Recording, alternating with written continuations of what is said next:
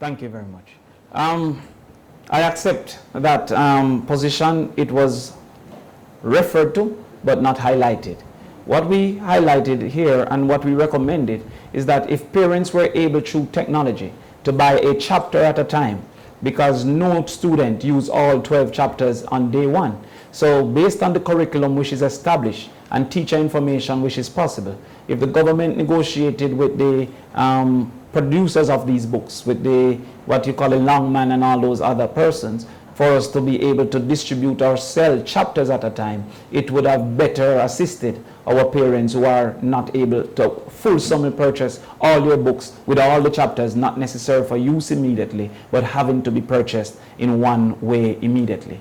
It would also assist for persons to be able to either use online, which is cheaper, or when I say online, I mean on your gadget. It doesn't necessarily on the internet, but on your gadget, but also to print either colored or black and white based on their ability to afford. And so therefore we're asking for that, which exists in other spaces in the world, for the government to participate. The second thing is with the book rental system. That is a part of the government's historical effort to reduce the cost to the parent, to remove some of the books from purchase to rental. And with the book rental system not having the ability to satisfy, some students won't be able to get 60% of their books. There are reports that there are teachers in particular schools that are trying to secure books for brighter students because of the limited amount of books, therefore leaving those more exposed, even more exposed.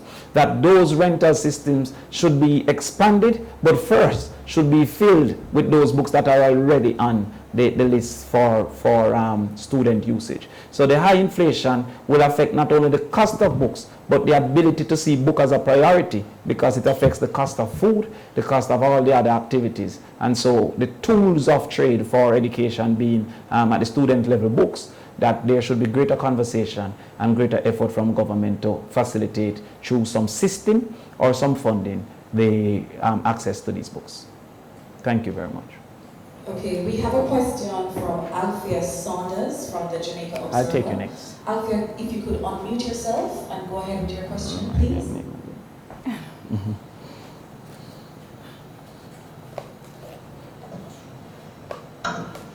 Well, hi, good morning. Can you hear me? Yeah. We're hearing you, go ahead.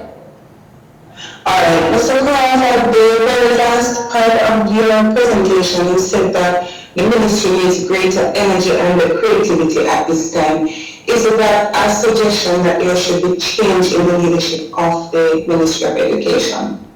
Well, if it needs, thank you very much for your question. And I would like to indicate to our very good host that there are some media persons on the veranda as well who has been seeking to have their questions answered. But there are two methods of change. You can change the person, or the person can change. So if the minister at current is incapable to get greater vigor and vimp and vitality as it relates to the management of the education system, if she's incapable to exert the energy and interest and excitement that it demands, then the minister needs to change. However, I believe that the first call is for the minister to understand and accept her need to change, and to indicate to the public that she can do better and that she does not misunderstand the circumstances that face the education system.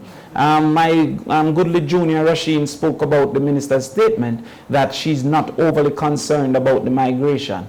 However, if you look at the realities, the migration in its numbers may be within the global average. However, the migration from specific parts of our education system, such as mathematics, etc., is way above the global average. So while attrition of 3% is not alarming, the continuous attrition of 3% and the attrition of 16, 20, 40% from mathematics, 70% from technical subjects, that is of great concern. And so that is why we believe that hiding under the rocks is not the strategy, but creativity. And we believe that some of what we have proposed have shown a creative mind in dealing with what are some of our very difficult problems. So we are saying that the minister either need to change or to be changed, depending on our ability to change. Thank you. Senator Crawford, we have a question from Edmund Bartlett from the cleanup. Anyone can. Right. Senator Crawford, you spoke earlier about the migration of teachers, and in particular you made reference to the fact that teachers, mainly science teachers and math and English teachers, are leaving. Now, clearly, based on what the government has been saying over the last couple of years or so, that they will be focusing on building out their STEM industry in Jamaica. First of all, what kind of impact do you believe that this could have on the education system and ultimately the STEM industries that the government has been making reference to? And my second question has to do with the students who have been unaccounted for some time now, since COVID-19.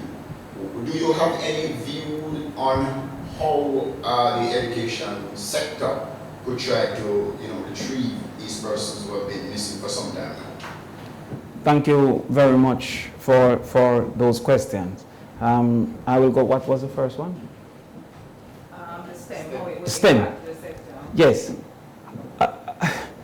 I am often confused by the decisions taken by the government and further confused by the celebrations within the space of the people when those decisions are inefficient and impractical decisions.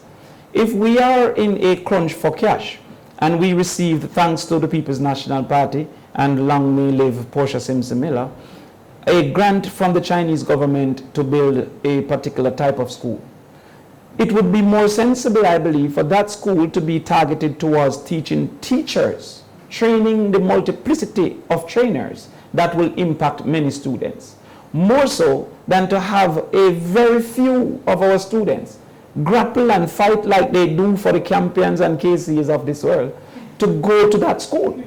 So if it is that we are having a shortage of math and technical and STEM teachers, that investment in infrastructure should be for a teacher school targeting STEM teachers, more so than a school that may facilitate up to 200,000 students approximately, no more than 1,000 students at a time. So I find that suggestion and moving full speed ahead, I think that a groundbreaking recently, to be of grave and great concern. Additionally, I apologize. Additionally, the cultural resistance to mathematics reduces the pool available for mathematics teacher training, because historically we are anti-mathematics. So the fact that most of us are not even passing the subject, and many who pass the subject were culturally afraid of the subject, the pool of mathematics science teachers were already limited because of our cultural and historic reality. Also, those who are very capable in math and sciences and technical subjects like electrical are being competed for in higher paying industries. And so therefore they choose not to teach. Therefore, government must be making, or must be very concerned that those who do are being recruited in such high numbers. And as you say, it will affect our future of trying to do some of these STEM industries. Let us not think that as they leave go river bottom it rotten, because we're now in need of technical workers in construction. Part of that reason over the last 20 years is that schools were incapable to recruit technical teachers so as to turn out persons with technical skills. So when you can't recruit teachers in steel bending because they are on the construction site and you don't pay them enough, or you can't recruit electrical technician teachers because they are in great demand, or you can't recruit sufficient draftsmen teachers, or whatever the needs are for the construction industry, then our school system therefore can't turn out the necessary numbers that are important. And that will also happen for our technical subjects as it did now, and for our STEM subjects as we are moving in the future. It is of grave concern, and that is why it needs energy, and that is why it needs creativity, so that we can ebb the negativity that we have long been pondering but not been changing. Thank you. And the unaccounted for students. We did make a recommendation a few weeks ago that the Ministry of Education should equally consider some persons who are often and always within the communities, the political parties, with a list of persons so that they may also be able to identify and find those students. It seems as well necessary and important that we have community monitors or individuals assigned within the communities to identify those persons of age that are not participating with a necessary number, for example, for those people to call that number to say, I know of John Brown who is not participating in school. Because what the ministry first needs is information of how to find them, and then to have the motivation to go and find them. So to incentivize, like Crime Stop, because it is indeed Crime Stop. It might not be immediate Crime Stop, but indirectly, those that does not get an experience and an opportunity. I extend the call as well to the Jamaican populace, because we see on the road at the stoplight, those boys in particular that are of school age, and we continue to facilitate with the kindness of our heart without trying to implement or to engage the sensibility of our brain.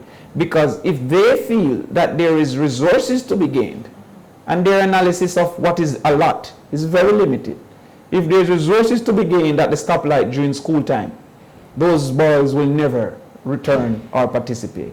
The final call is for the Sissoka, the government and the public to report on many of our young girls who are now incapable to return because they are either currently pregnant, having been abused in some cases by adults, and in other cases having been distracted by romantic relationships in the period that they were home without supervision.